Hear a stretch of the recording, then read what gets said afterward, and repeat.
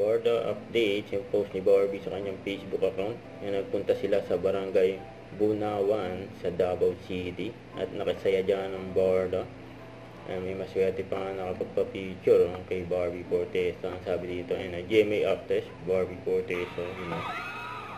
And nag-mall show sila Barbie at David sa SM City Davao, kung saan dinagsa sila ng mga fans nila. Sweet moments with Borda. Ayan yung highlights. Siyempre umanta si David. Napunta pa nga siya sa mga audience. At si Barbie din. Nag-perform ang Borda. Siyempre nagpakilig din sila Barbie at David diyan sa kanilang mall show sa Davao. Ayan pa nga. Nabangan sila Barbie yan, saka si David.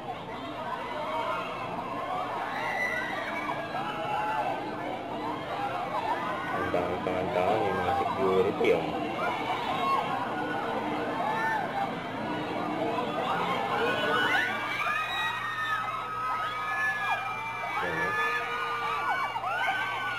Naalalay pa nga si David kay Barbie.